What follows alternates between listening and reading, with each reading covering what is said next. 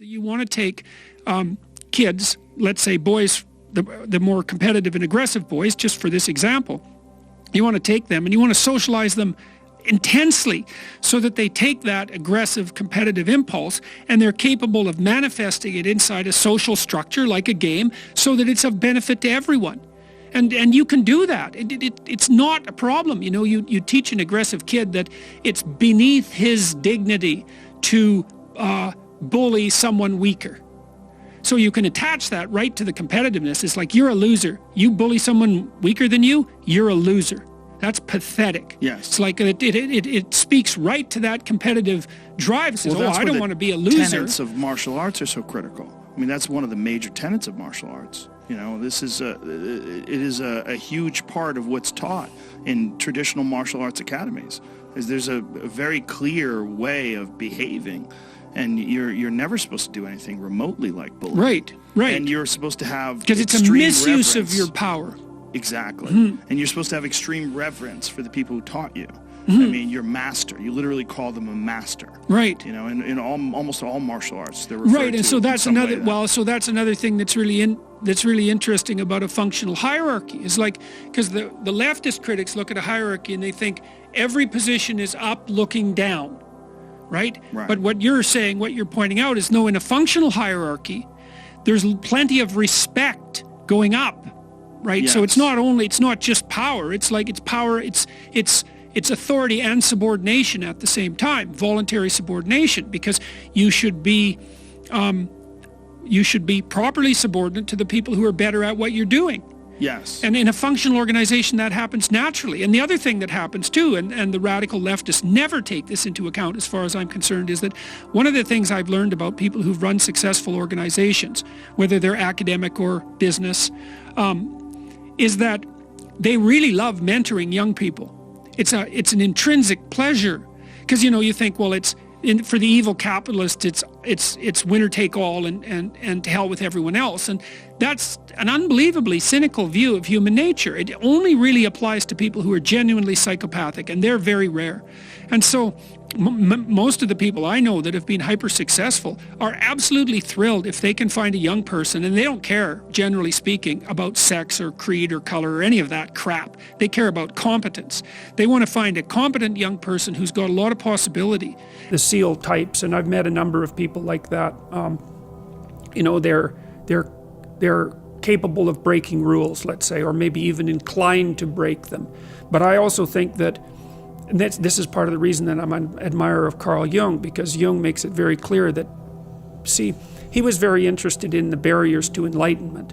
Because if there's such a thing as being enlightened, let's say, then why isn't everyone enlightened? If it's just a matter of taking the glorious route and following your bliss, let's say, it's like, well, that sounds pretty easy. Why isn't everyone enlightened? But Jung's thinking isn't like that at all. He believed that in order to transform your personality, that first of all you had to be disciplined, that's for sure, but you also had to integrate that part of you that was terrible and capable of breaking rules and make it part of you. Harry Potter's little team aren't the delinquents, right, who have no discipline, but they're also not the good kids. They're the kids who will break rules when necessary, and that's the issue. Break rules when necessary. Now, the question is, when is that necessary? Well, that's sort of the ultimate ethical choice. I mean, I would say it's temperamental.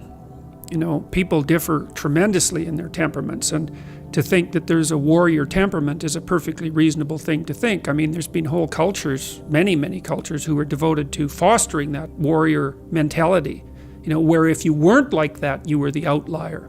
I would say that's probably true of most human cultures across most of time. We've been fortunate enough to live in relatively peaceful times, at least the vast majority of us, so the necessity for that, like right at the edges of actual warfare, is much less than it might be under other historical circumstances. But it's a deep part of many people's nature.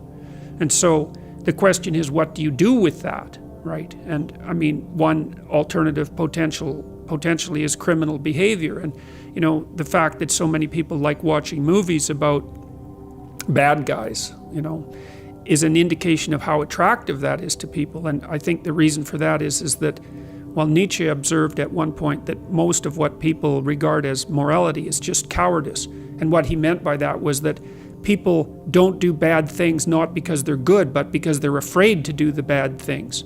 And then when they see people do the bad things, they're actually really deeply attracted by that, because it speaks to part of them that could go beyond the rules. And that's actually a necessary part. It's a really necessary part. Like, you don't make men safe by making them weak. In fact, they're much more dangerous when they're weak, because they'll stab you in the back when they get the chance, or take advantage of you when they get the chance. You make men safe, let's say, by making them strong, and then by making sure that they're disciplined. And so, you've got people like you've got this, let's say, warrior mentality that's a deep part of their temperament, and then you have some choices about what you might do with that. You might try to discipline it and bring it under voluntary control and integrate it into your character, in which it can make you someone who's stalwart and indomitable, and who will move forward, in the face of tremendous risk. And well, that's the optimal pathway if you have that kind of temperament. I think, like, it's the men that have the most, what would you call it?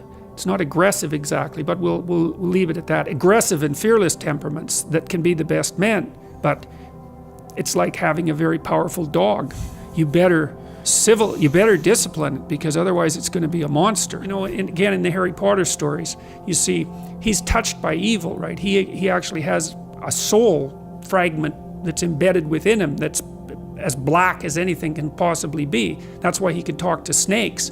But without that, he wouldn't be able to have any victory. And that's exactly right psychologically. Unless you can think the way that an evil person thinks, then you're defenseless against them, because they'll go places you can't imagine, and then they win.